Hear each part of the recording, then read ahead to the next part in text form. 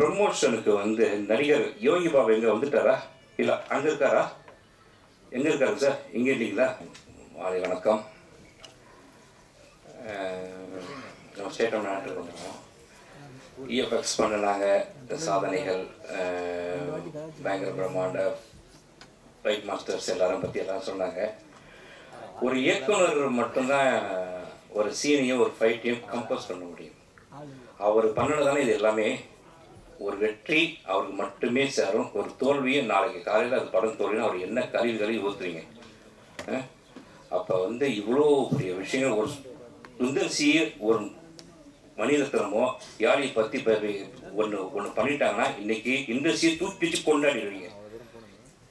ஈரானி படம் அவ்வளோ வந்து சிம்பிளாக. ஏன் சின்ன படம் இதுன்னா சின்ன படமா இது? என்ன பிரதர், எத்தனை கோடி ரூபா இது பண்ணியிருக்காங்க. அவர் சொன்னார் இஎஃப்எக்ஸ் பிரதர். அவர் வந்து அதாவது இந்த படத்தில் இன்னொரு விஷயம் முக்கியமாக சொல்லிடுறேன். ஒரு ஹிந்தி ரைட்ஸை வந்து ஒரு பெரிய விலைக்கு விற்றதுக்கு அப்புறமும் மீண்டும் ஒரு நிறுவனம் அதை விட பெரிய விலைக்கு விற்றாங்க. கேட்டாங்க.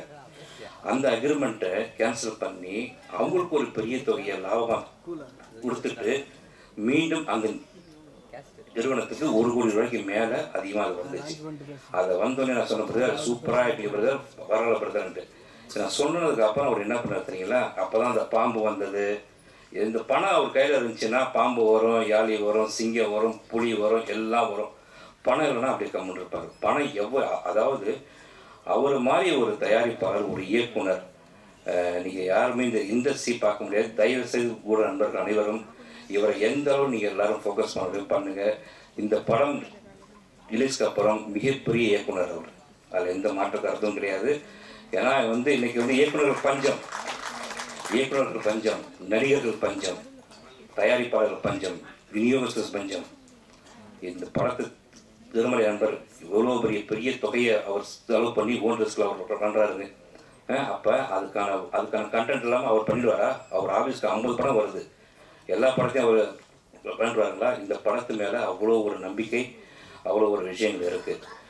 ஏதாவது அடுத்து இந்த படம் வந்து நீங்கள் ஒரு ஈரானி படம், ஒரு பிரெஞ்சு படம் எல்லாமே வந்து ரொம்ப கம்ஃபர்டபுளாக எடுக்கிறாங்க. அது வந்து உலகம் பூரா பேசப்படுதுன்னா கஜானாவும் பேசப்பட வேண்டிய படம். அதில் எந்த மாற்ற கருத்தும் கிடையாது. ஏன்னா அதுக்கான உழைப்பு, அதுக்கான எஃபர்ட்ஸ் போட்டுக்கிறதுல சாதாரண விஷயம் கிடையாது. என்ன நீங்கள் வந்து டெக்னிக்கலாக வந்து எவ்வளோ நீங்கள் வந்திருந்தாலும் அதை வேலை வாங்கக்கூடிய திறமையும் ஆற்றலும் யாருக்கு இருக்குது? ஒரு இயக்குநர்கள் தான் இருக்குது. இப்படி ஒரு மனுஷன் திறமையை இவ்வளோ தூரம் உள்ள வச்சுட்டு அவர் கண்ணீரோடு அவர் வந்து வாழ்ந்துட்டு வந்தாருங்க. எவ்வளோ பணங்கள் அவர் வந்து சம்பாதிக்கிற பெரிய இல்லாடி அவர். ஆனால் சம்பாதித்த பணத்தை ஃபுல்லாகவே இது உள்ள தான் வர்றாரு. ரொம்ப ஆச்சரியமாக இருக்கும். ஒரு இயக்குனராக வந்து அடுத்தவங்க பாக்கெட்லேருந்து எடுத்து போடுவாங்க. இதை வந்து அவர் வந்து அது இல்லாமல் அவர் சொந்த பணத்தை இவ்வளோ தூரம் போட்டிருக்காரு. அடுத்த படம் கண்டிப்பாக வந்து அவர் ப்ரொடியூஸ் பண்ணக்கூடாது. ஏன்னா அதுக்கான மொத்த எஃபர்ட்டையும் அவருக்கு விசிட்டிங் கார்டு இது வந்து வந்துருச்சு. அதனால் அது கண்டிப்பாக அது பண்ணுவாங்க.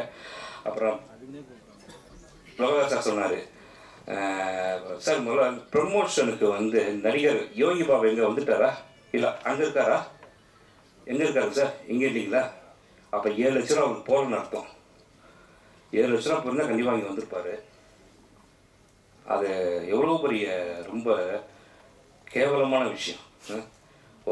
ஒரு ப்ரமோஷனுக்கு தன் படம் சொல்கிறாங்க, சொல்லலை, பண்ணுறாங்க, பண்ணலை. தன் படம் தன் குழந்தைங்க. அது ஒரு நடிகனுக்கு இந்த ஒரு குழந்தை வளர்க்கக்கூடிய பொறுப்பு இல்லைன்னு சொன்னால் நீ நடிகனாக இருக்கிறதுக்கு லாக்கி இல்லை. நீ என்ன இது அர்த்தம்? அது ஒரு ப்ரமோஷனுக்கு நீ தர மாட்டீங்களா? வன்மையா கண்டிக்கிறங்க. இதுக்கெல்லாம் நீங்க வந்து காலம் உங்களுக்கு கூடிய விரைவில் பதில் சொல்லும். நன்றி, வணக்கம்.